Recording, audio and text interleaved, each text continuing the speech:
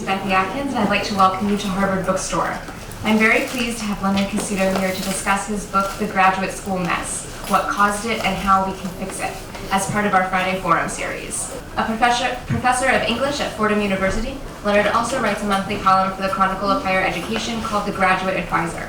He's the author or editor of 8 books and is also an award-winning journalist, writing on subjects ranging from science to sports in venues from the New York Times to Salon.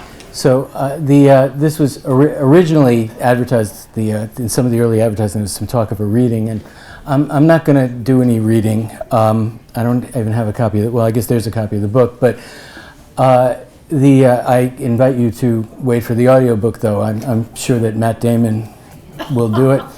Of course, he's bound to be interested anyway, but also a few hundred yards away, I interviewed him for college many years ago. And he was great. He was a ball of fire, and I recommended him for admission. And I had to see several of his movies before I figured out that that was the kid. Who, but I want to tell just a few stories.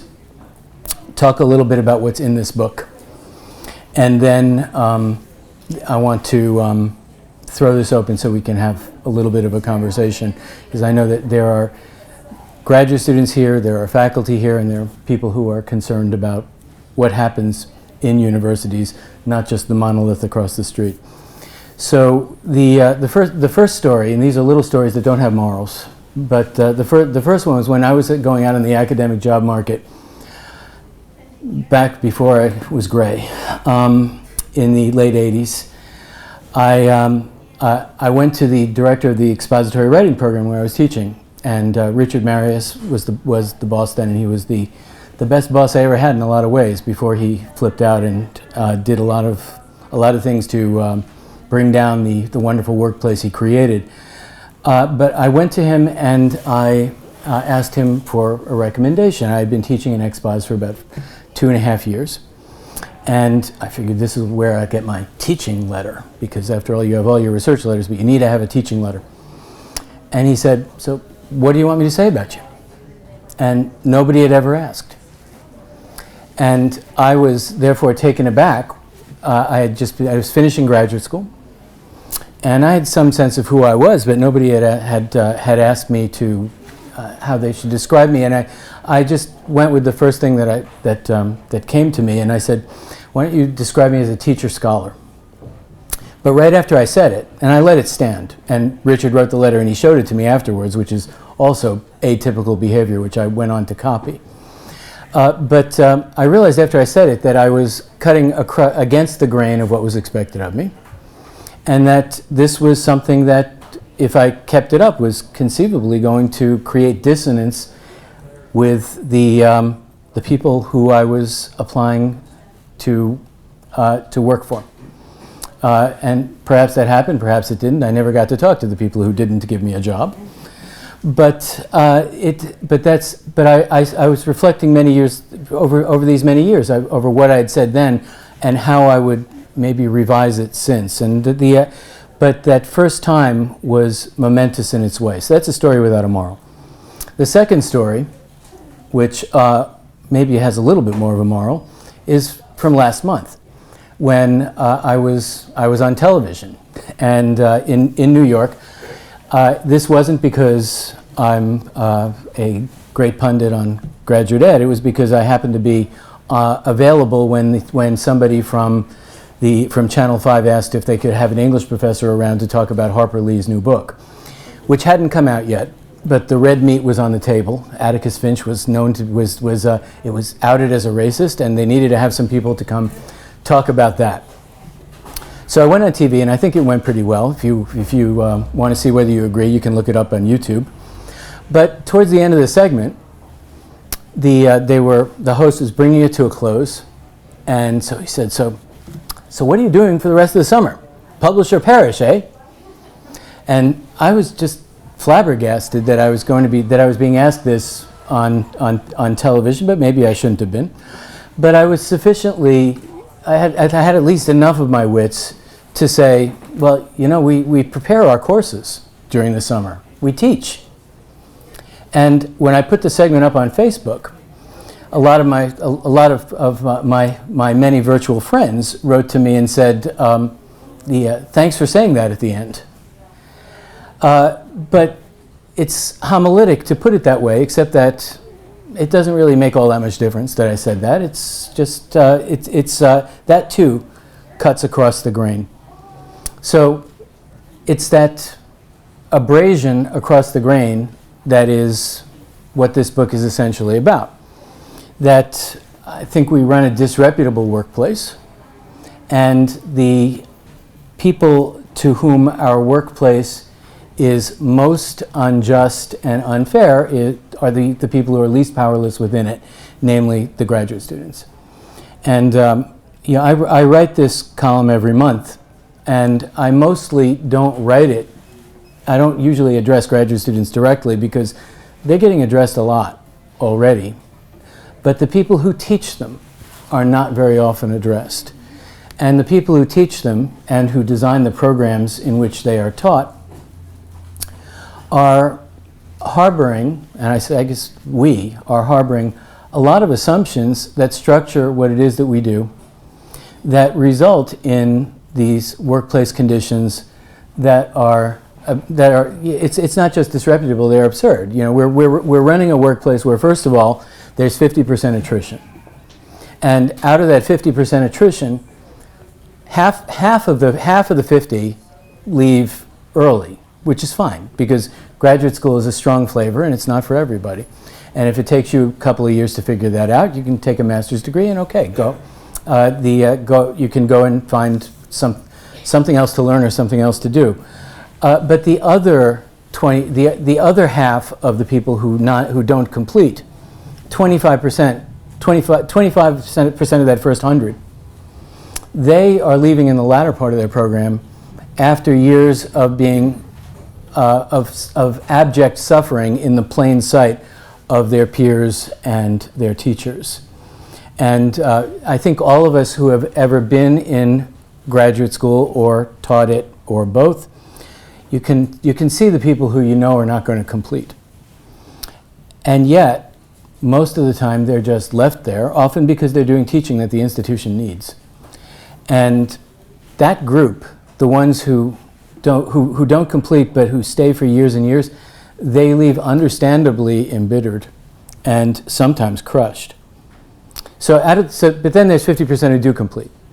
And out of that 50% who complete, half of them are not going to get academic jobs, even though most of them want them. Now, there's a problem there, and the problem is particularly because they are taught, number one, that academic jobs are the best kind, and that this is what they should want. And also, number two, they're taught that the other kind are really probably not worth having unless you're really stuck. And so if they go out on the academic job market and they don't get an academic job, they are, because of the way the value system that they have been instructed within, taught to believe that they've failed, rather than that that one option has not panned out and maybe it's time to do what everybody else in the working world does, which is consider a variety of diverse options. It's not that we shouldn't be conscious of preparing people to be professors. Of course we should, because that's a lot of the reason we're around.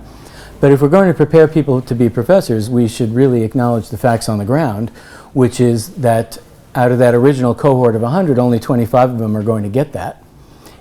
Roughly speaking, in the humanities. The figures are a little bit different in the social sciences and the sciences, but not very. The sciences are in bigger trouble than the humanities, which we can talk about in the Q&A afterwards if you want.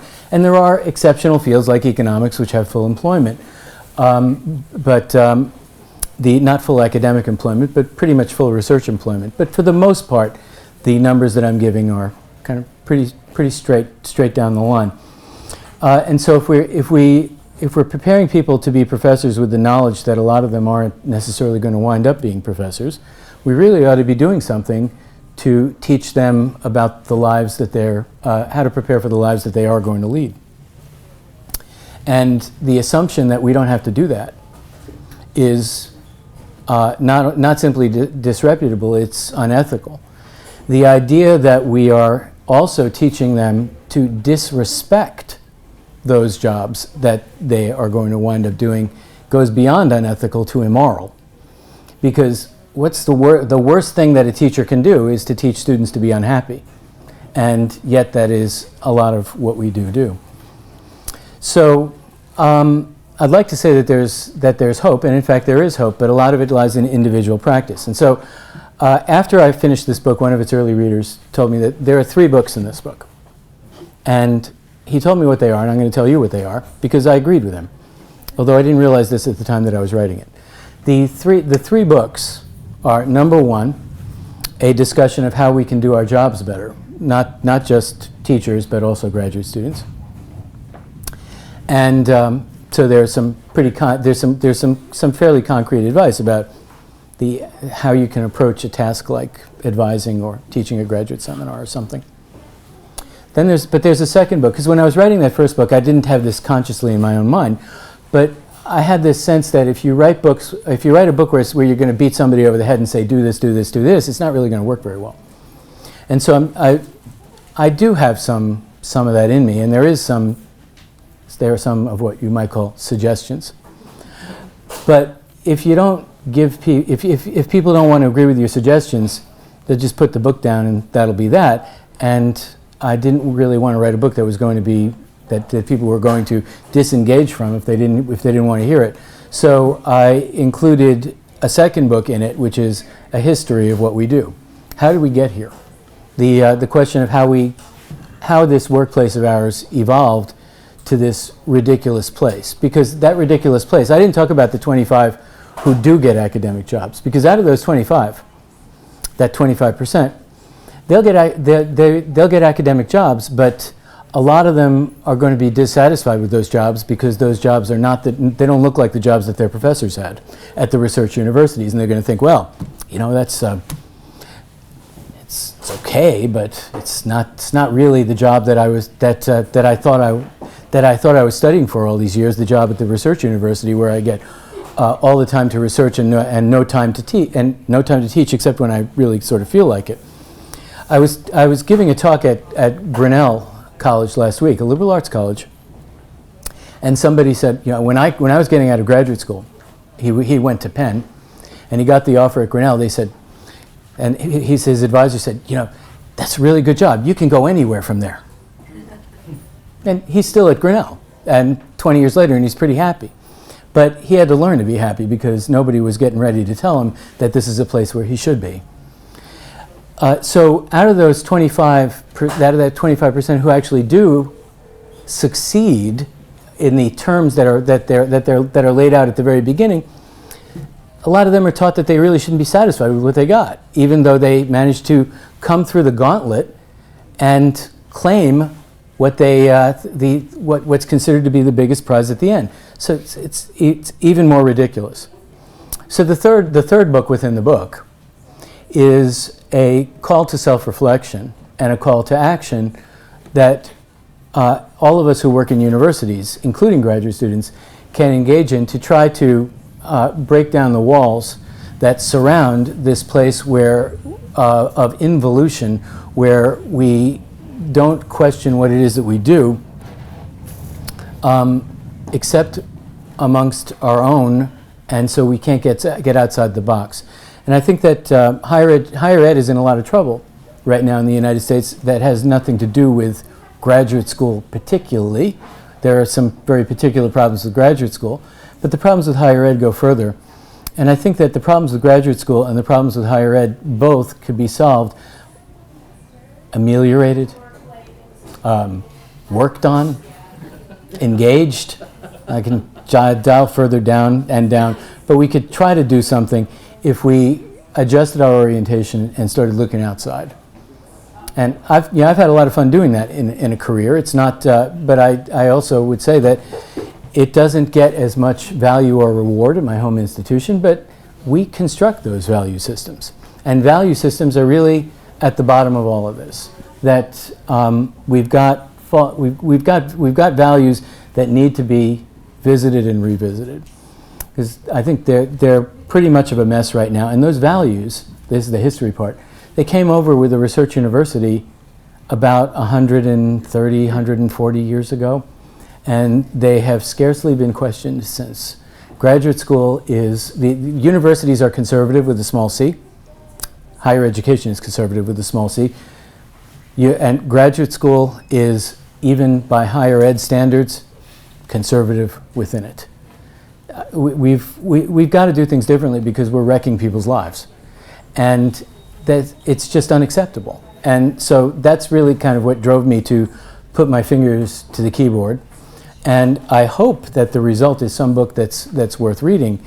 I want to say that this idea that preparing graduate students for a range of lives that they're actually going to have, rather than one particular life that might have inspired them in the first, but which they may or may not have changed their minds about, but which in any case they have to be flexible about.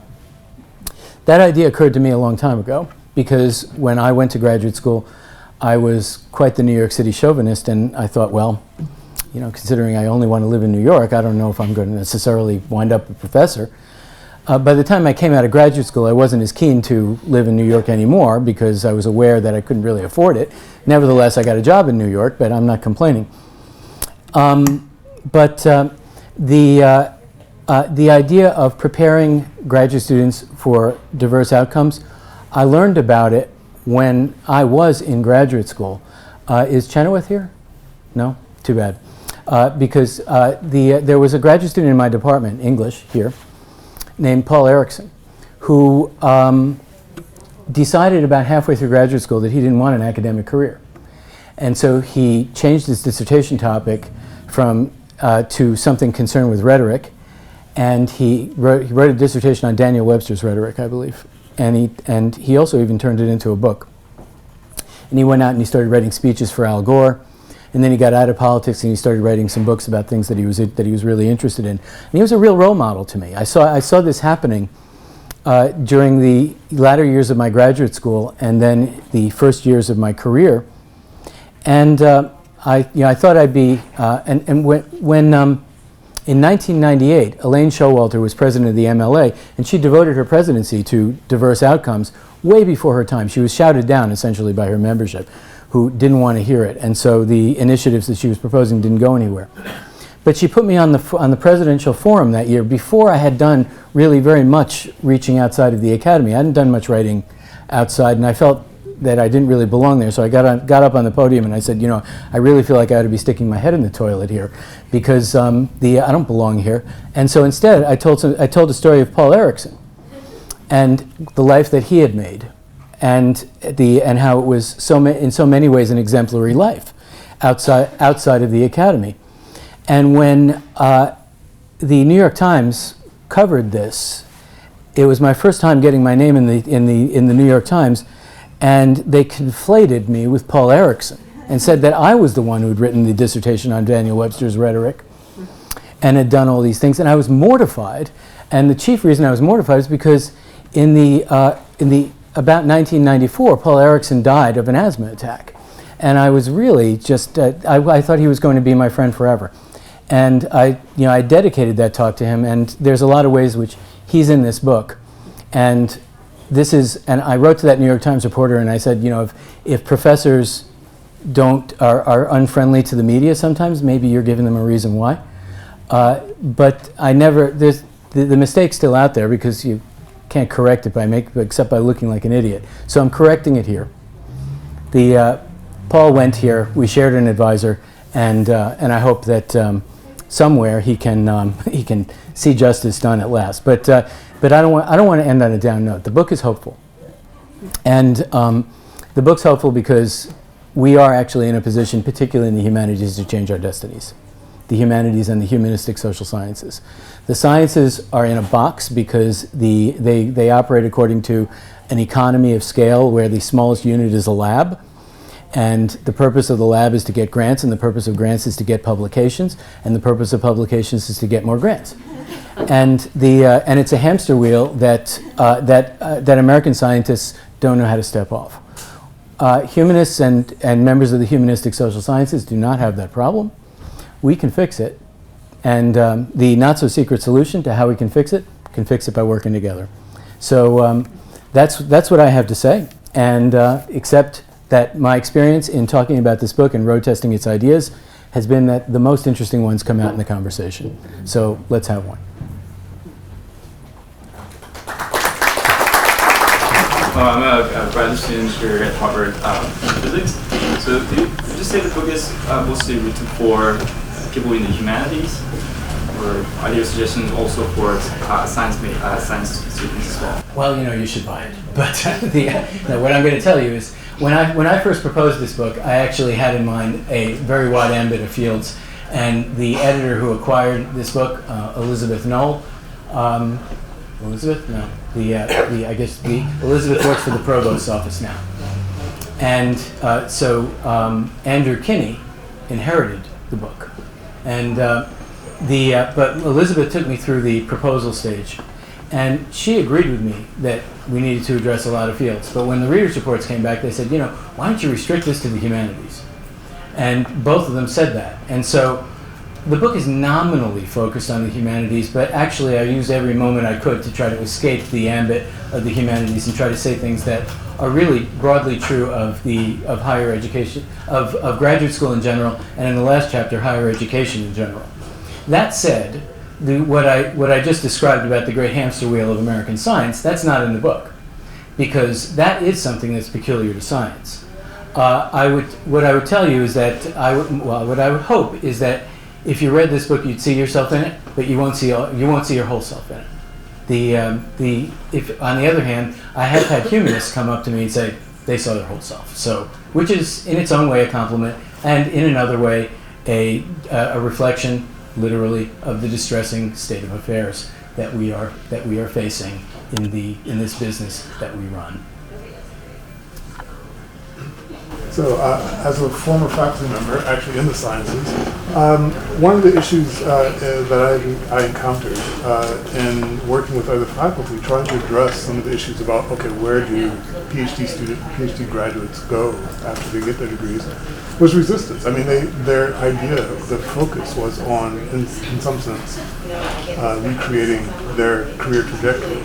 And so one question I have is, how do you get beyond that? and the second is, how do you, from the outside, the people who are potentially hiring these graduates in whatever field, I think there's a resistance in their part as well to hire someone with an advanced degree. There's some resistance. So again, that can't be addressed. So how do you get faculty past it, and also how do you deal with the non-academic job market? Okay, so it's the idea, the creation of the mini-me. So of course this idea, I didn't invent this. I mean, there are plenty of commentators who have spoken very eloquently on the replication model, and some of them are even here. But the creation of the mini-me. So I have graduate students, as those of us who have advised graduate students for a while. They go out and they do some pretty neat things, and some of mine have written books, and I call those books my grand books, which I think gives a clear enough idea of what's going on. And I'm supposed to know better. But I've had a conversation with a number of people. It's like an argument that you might have over and over again in your marriage. I've had this one with different people. They say something like, "How can I teach graduate students to do something else? Because this is all I know how to do. This is all I ever tried to do. Except for the 3 months that I've flipped burgers when I was 16, the only thing I've ever tried to do is be a scholar. And now you're saying that I need to prepare people to be something else? How could I possibly do that? I don't know that." And there are a couple of answers to that I have given over the years, and one is that the reason that we are where we are as teachers in college and graduate school is because we're really good at school. We're really good at learning. We're experts at it, in fact. And you're saying you can't learn this? So how hard is this? But that's one thing. However, I readily acknowledge it's an area of expertise, and it's not necessarily one you're trained for. And so the concrete solution that is offered in this wonderful book is the idea of bringing bringing offices of career services into a much more organic partnership with graduate programs than currently exists today. That if you, and a couple of schools do this. They're flagships, and they do excellent stuff. I visited one of them. You have intelligent and savvy career services directors who have to have PhDs, by the way. Otherwise, the faculty won't talk to them. And they're trying to place themselves into the lives of graduate students right from the beginning as part of not a you learn this and you learn that at the same time, but rather that we grow together like two trees planted next to each other where the root systems and the branches intertwine, and where graduate students experience the entire spectrum of possibility from the beginning, not at the last minute when they're much more inclined to see it as some kind of poor second choice to look for anything but what their teachers have them look for. And so as I said, I've seen this on the ground. It works, and it works, and it also makes sense because the idea that graduate students or anybody should have to lead two job searches at the same time that don't integrate it's a poor use of time, and it's also misleading because they're the same person in each case. And it's a question of how you're making certain kinds of self-marketing choices. Now, the second half of your question, though, has to do with the employers.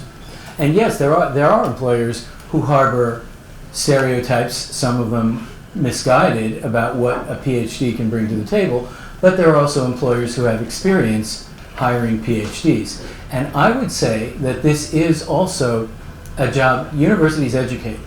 And we're accustomed to thinking of what we do as educating students, but something else that we're capable of doing is educating potential employers. And one way to do it is to use employers who don't need that education, the people who are used to hiring PhDs, who know what PhDs bring to the table, and creating some kind of conversation with the people who would hire PhDs, except they don't necessarily know that they're available.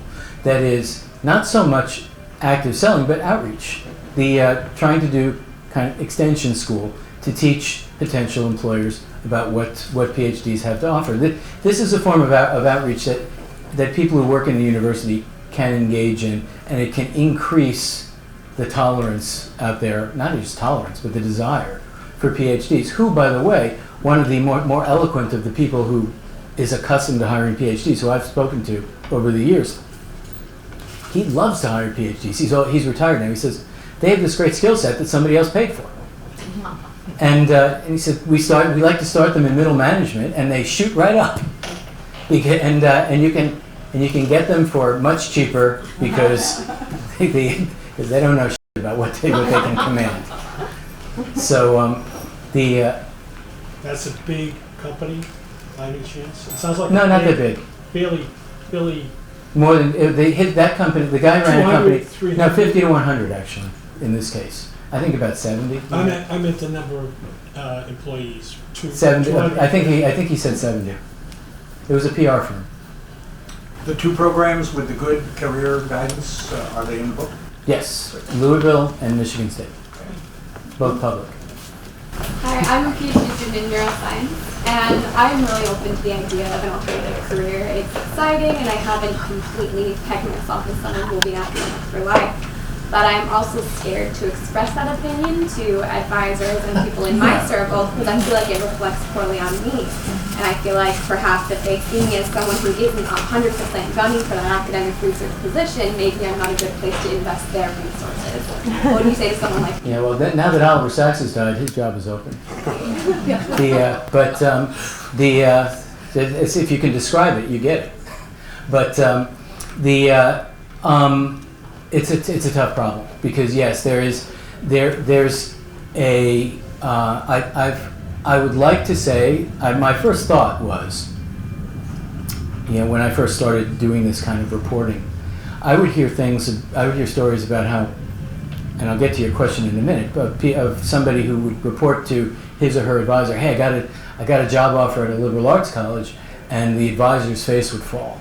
And so you could do better than that.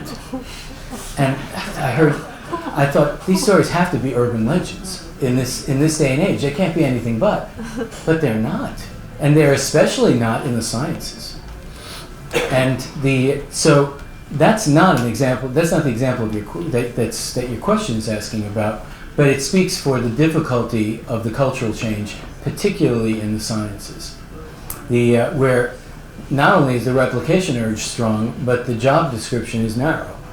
And so I haven't got a magic bullet for this one, except that if a scientist going for an alternative career is an alternative identity that right now that does not enjoy the respect that it should enjoy, I got nothing better to say except that it's the job of the first generation to come out, so that the second generation can cement the movement, and soon after a while it won't matter much whether you're out or in, and the closet stops being a meaningful refuge, because really this is a terrible thing, and scientists who are outside of the how best to put this, the mold that research culture sets, you need to be as loud as you can, he said softly. My teaching days are behind me. My closest connection is a son who's a humanities doctoral student. So I'm sitting here thinking, beyond assiduously publicizing your book to all my former colleagues Good plan. and his colleagues, do you have suggestions for those of us who are not insiders anymore? What can we do? Okay, so I would say that there's a lot of unfriendliness toward the work that we do in universities generally right now.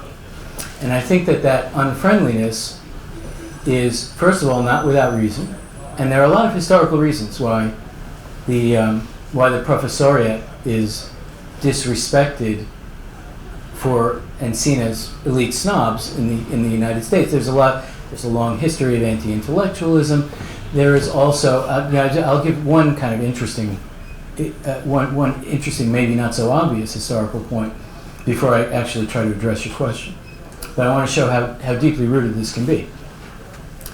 At the same time that the university grew during the Cold War, when the government was pumping money into the system and creating, making the university into the research and development laboratory for the United States, and the baby boom generation was coming of college age and therefore and wanting to go to college, and also later Great Society programs were making college more affordable. All these things work together to fuel the burgeoning growth of American colleges and universities during the post-World War II generation, along with the GI Bill at the outset.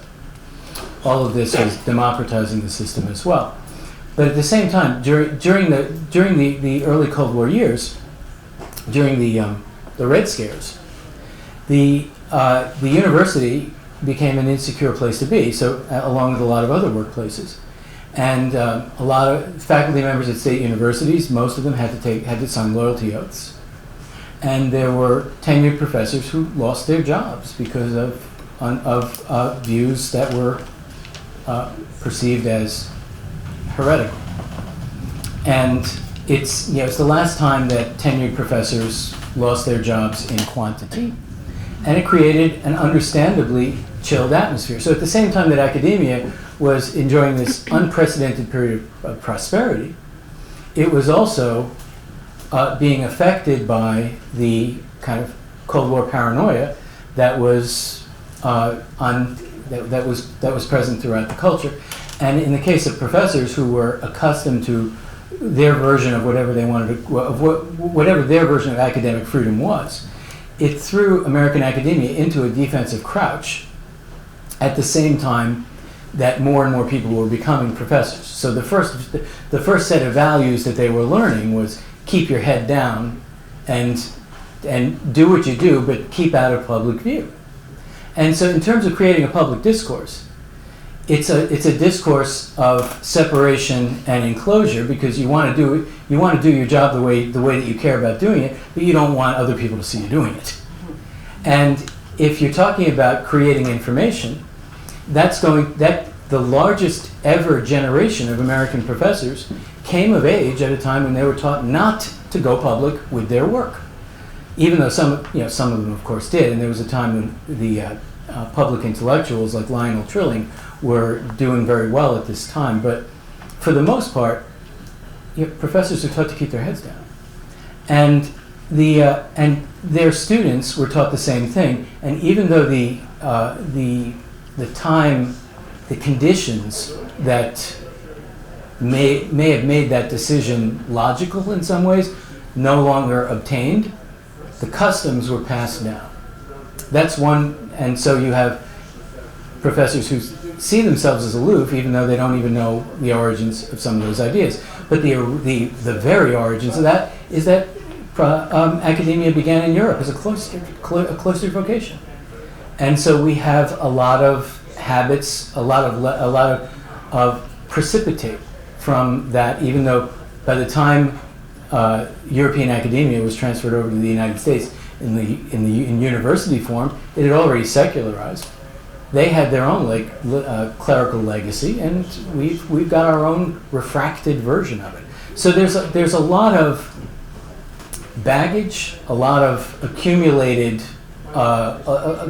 ballast that's holding American academics from doing the kind of outreach work that they might be doing, and partly as a consequence, we face a fairly distressed public that wants something different from us. Now there's an awful lot at stake than what I just said. A lot more that's being argued about than what I just said. But if you are one of the sympathetic number who actually want to try to make relations between town and gown better, I spend a lot of this book telling gown to get out into the town, but I guess in this case I can say to town, invite gown to be part of something that you're doing. If you work in the public library, invite a professor, because the professor may not think to come, but we're a bunch of egotists. Teaching is the most egotistical profession there is. You're taking people who are your captive audience. You've got a worldview that you believe in, and you say, and you're basically saying, I've got you for 40 some hours, and I want you to come out of this with a worldview that's as much like mine as I can make it. And you say, oh, I'm open-minded. I don't do that. My worldview.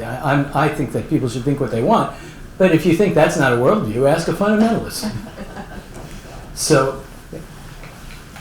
Yeah, as for the exposure of the craft of graduate school, I mean, this is great stuff, and obviously doing virtuous work. I've read your stuff in the Chronicle for years, and I mean, there's very little written on this, and the more tales of how crappy graduate school is, the better. So absolutely. But I loved graduate school, I want to say. Yeah. It's just that I don't love all the attitudes that underwrote it. Right. Yeah, but as it happens, I've read a lot of the stuff that I think you've read. I haven't read your book through yet. But certainly you must know that there's a great tradition of people who criticize grad school and then propose a way to fix it. And this has been going on 30, 40 years, and none of these plans ever get accepted, or they never really get much traction. Mm-hmm. That's right. And I think part of the reason for that is that, unlike, say, a law school or a medical school or a more flagrantly professional school, a graduate school always has a defense that, well, no, it's not really a professional school. Mm-hmm. So, for example, if the law school suddenly had the kind of the Harvard Law School had the kind of statistics you just said, I mean, they padlocked the doors. To pick a random example. Yeah, or for that matter. The bottom half of law schools, they are worse. Well, the bottom half, yes, but these statistics apply to the leading graduate schools, specifically English. If you said to a medical school, hey, I know you're working on bodies here, but be prepared for another trade too if you can't get a job as a doctor. you know, there'd be real investigations, and that idea wouldn't really stick with a lot of them. So the question is, do you think your plan can really change the research model? I mean, it seems to me that the reason graduate school continues is that the graduate departments with the research model basically need to keep the teaching load of the professors down. And they need people to teach the low-level classes. Now, I mean, I don't see that changing anytime soon. So I'd say that what I would like to do is supplement the research model, and I would say that I would like to, there's something I call in the book research culture, which is roughly a value system. And it's a value system that understandably structures the workplaces of research universities, but less understandably structures the workplaces of colleges and universities everywhere else. And I would like to see some alternative value systems come into operation where they can be more valuably and coherently applied than to have research culture apply across the board. Right now, graduate education is one size fits all, and that one size is the value system that prevails at Research One. Of course, you're right. The graduate school reform has not exactly been the something that people have been rushing to undertake, despite many years of people noticing some of the things that we've been talking about here, and making some suggestions. In fact, I came across a report from 1973 that MLA published on graduate school, and there are parts of it that read almost word for word, like the task force report that came out 2 years ago from the MLA. The problems do remain the same. I think that I'm hesitant to use the cliche, but I'll use it anyway.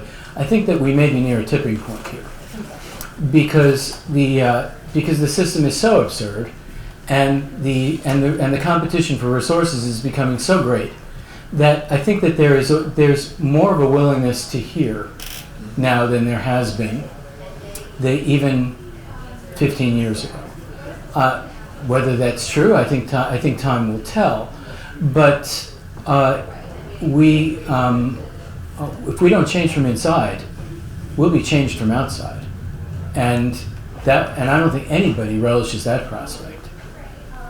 So and in that sense, I think the people at the state universities ought to be the most worried, because a place like my alma mater across the street can survive pretty well, but state universities are manufacturing most of the students in this country at every level, and they're the ones who are really most exposed to these currents of legislative and public opinion, and so I think the impetus is growing. But graduate school is tough. There was a report, I think it's a Carnegie book, envisioning graduate school or something like this. Where one of the lead essays says that that graduate school there are no leaders, or something like this. But and everybody quotes that. The second sentence is, but there is responsibility. And American academics are very fond of their academic freedom, and with good reason. There's a long history of what that freedom ought to mean, and a history of what it has meant, and a lot of people have written that history down. But you don't hear nearly as much about academic responsibility, and academic freedom, I think, really should be paired with academic responsibility. And I'd like to think that we can maybe grow up finally, and own our responsibility to try to do something, if only for the students themselves, who are not living the kinds of lives we'd want for our own children. I was just going to quick follow-up. I mean, I think you're right about the state university. That's absolutely true. There was a guy who analyzed the Ohio State English department, And he asked the chairman, well, how about if you cut the huge number of people you accept every year? Heresy. Yeah. We'd have to teach fewer seminars. Well, no, actually what the chairman just said, there'd be no way to teach freshman English. Yes, you have that bottom line problem. There actually is a way to teach freshman English. You'd hire unemployed PhDs and create a different version of the same problem. Right. But the fact is that state universities depend on on contingent labor, and that's something that I don't spend a whole lot of time in this book because it's treated in ample space elsewhere. Kind of a practical question. Let's say you have a smart undergraduate who comes into your office and says, I'd like to go to graduate school. I'm thinking of getting a PhD in English. What do you tell her? So you got this whole genre of don't go, don't go, you'll ruin your life. But I'm actually not there on that. I think that what I would rather say is that it's be careful, and know the score, and never forget the score. Because there's a pretty decent book by Amanda Seligman, came out from Hopkins a few years ago, and I think it's called Is Graduate School for Me, or something like that, something very close to that. And I keep a copy of that in my office, and when I have that student come down, and I'll pull the book off the shelf and I say, look at this, my name's in it, it's my copy, I'm giving it to you. Come back in a week, return it to me, it's a loan, and make sure you've read it in that week, and then let's have a conversation. Because the Seligman book, if I'd written the same book, the emphases might not be the same, but it's a pretty decent book, and it saves a lot of time on laying out what the world is, and then you can have a conversation with somebody who trusts you enough to come to you and ask this question and say, okay, here's what it means. Here's what the score will be if you want to play this game, and if that's okay with you, then, and you can construct a set of conditions, reasons under which you want to undertake this, go on. But examine what you're doing every year and make sure that it's still worth it. I ask myself every year, do I still want to be in graduate school? Until I reached a point where it was obvious, number one, that I pretty well liked it, but even if I didn't like it, I was closer to done than started. So even if I stopped liking it, I was still going to finish. But in the beginning, especially, I was asking, is this still what I want to be doing? And because I didn't want to wind up as somebody who was investing a lot of years chasing a goal that I didn't care about anymore. But it's okay to start out that way. And I want to say one more thing about this too, because the idea about there would be a revolt in law schools if you told people going in, well, not all of you are going to be lawyers. But not only is graduate school a different kind of thing, it is, as I said when I was starting out, a strong flavor. And some people need to experiment with it, take a few bites before they decide. But also, the size of graduate cohorts ought to be a size that allows for this kind of retail politics. It's not politics, retail education. If you can't wholesale graduate education, you can't wholesale graduate school in the arts and sciences. You can wholesale law school because the education is so similar that you can actually have classes in property, torts, civil procedure, and what have you. But you can't wholesale a doctoral education. And so the question, how big should cohorts be? They should be big enough or small enough so that each student can be treated as an individual human being who is going to make choices and is going to shape himself or herself into some kind of human being, some kind of professional human being that they want to be. And part of the job of the teachers is to help them do that. And if you can't do that on some kind of individual level, the program's too big. But if you can do it on that level, then it's not about quotas. It's about being able to deliver a graduate education that's worth having to people who want to have it, under the terms and conditions that obtain in the world as it exists, not just in academia, but outside of it. You mentioned economics having full employment. I wonder, does that point to the future, because economics is effectively dissolving If you look at one way it's going for employment, it's moving into psychology, so it's moving into the labs. So there, economics change. There's a way that economics has always been about psychology. No, it's not. And the other way is that it's becoming big data, the current fad. And it will have full employment for a long time because of those two trends, both tied up with business, marketing, HR, all those kind of professional areas. I wonder, is that the future for a lot of the university disciplines dissolving? Now we're going above my pay grade. I have no better answer for that than maybe. That it's clear that that kind of technological influence is shaping everything about our lives. How is it going to shape the acquisition of knowledge? It'll shape it in some way, but is it going to shape it beyond recognition? I'd say that the discipline of, to name one you just mentioned, psychology as it's being taught and practiced today is unrecognizable to William James. So we should expect it to change. But will it change in ways that change the workplace? Don't know. We'll see.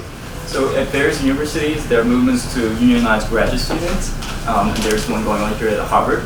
Do you think graduate student union could be a positive instrument of change in higher education, or do you think it would be more disruptive? Count me in favor, but every night I sleep with a union lawyer.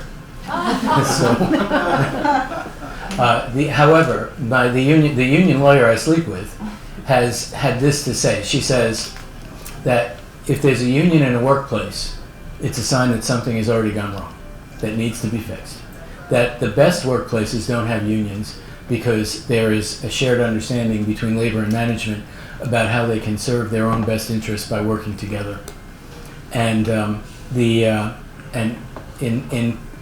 she teaches something called interest-based bargaining, which is no more or less than teaching people to recognize their shared interests.